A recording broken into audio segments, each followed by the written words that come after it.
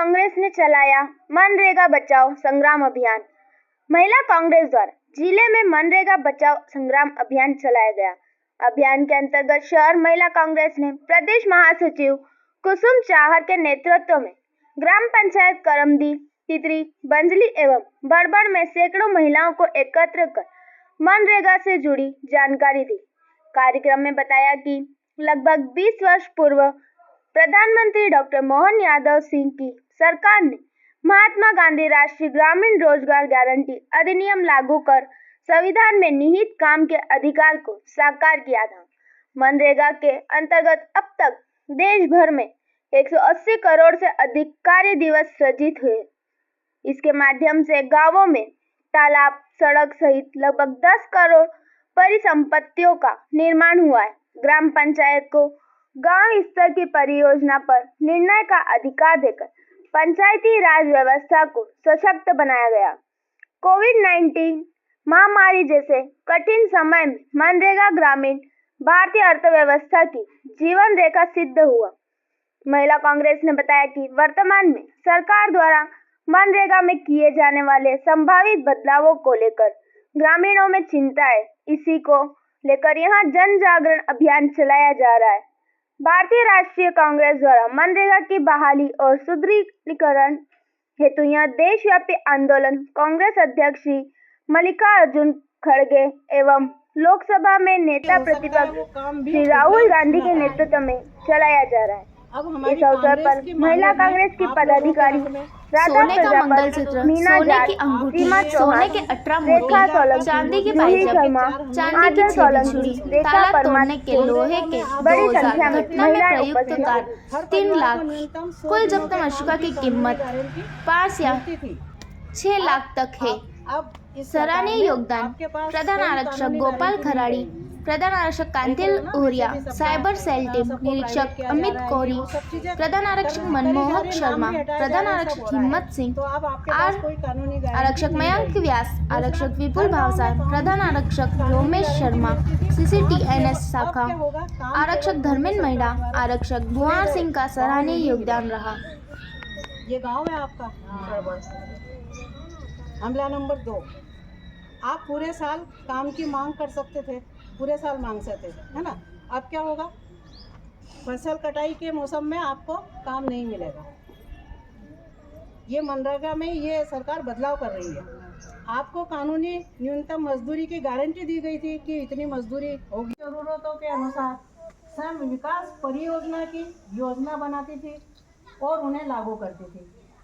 ठेकेदारों पर प्रतिबंध था, ठेकेदारी प्रथा नहीं थी तब। मजदूरों को स्थानीय मनरेगा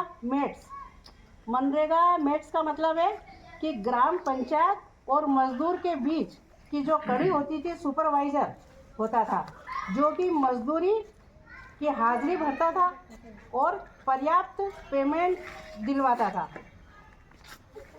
अब वो ये ख़त्म कर देंगे मनरेगा मेट्स, और रोजगार सहायकों का सहयोग मिलता था पहले। अब क्या होगा, अब परियोजनाओं पर काम होगा।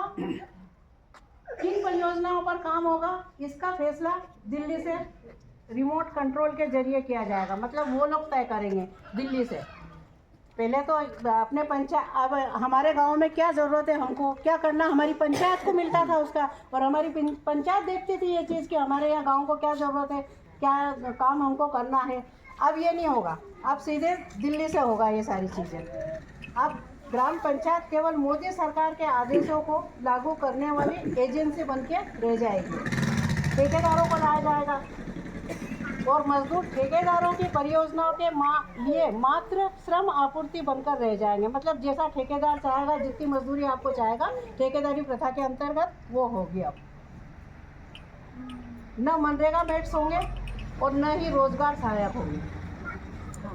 अब चौथी क्या है, आपकी राज्य सरकार को कमजोर किया जा रहा है और उस पर आर्थिक बोझ डाला जा रहा है।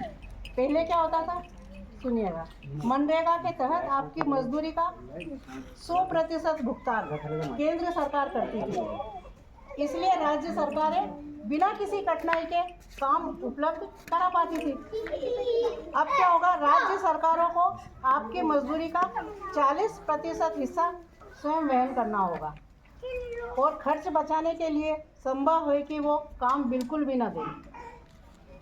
ये अब होगा, तय करेगी। हमला नंबर 3, आपको पंचायत के माध्यम से अपने ही गांव के विकास के लिए काम मिलता था।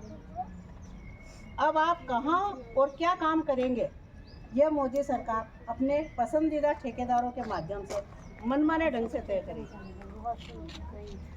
अब बहुत सी जगह हो रही है ना, ठेकेदारी प्रथा हो रही है, अपने मनमाने ढंग से हो रहा है और ज़्यादा होगा। आपके काम में मनरेगा, पहले आपके काम में मनरेगा पेट और रोजगार सहायकों का सहयोग मिलता था। भाई कुछ सहायक ऐसे होते थे जिनकी नियुक्ता होती थी मनरेगा में, वो आपको आपकी क्या है सारी चीज़ें समझाते थे। मतलब अब वो नियुक्ति नहीं है, अब आपको किसी मेट या रोजगार सहायक का सहयोग नहीं मिलेगा, क्योंकि वो नियुक्तियाँ ये लोग नहीं देंगे, उनका सहयोग आपको नहीं मिलेगा। हमला नंबर 4, आपकी मजदूरी का 100% भुगतान केंद्र सरकार करती थी, इसलिए राज्य सरकार बिना किसी चिंता या कठिनाई के आपको काम उपलब्ध कराती थी पहले कांग्रेस के टाइम में। मतलब ये मनरेगा प्रोजेक्ट। अब राज्य सरकारों को आपकी मजदूरी का 40% हिस्सा खुद देना होगा। खर्च बचाने के लिए हो सकता है वो काम भी उपलब्ध न कराएं। अब हमारी कांग्रेस की मांगे हैं आप लोगों के हक में, आप लोगों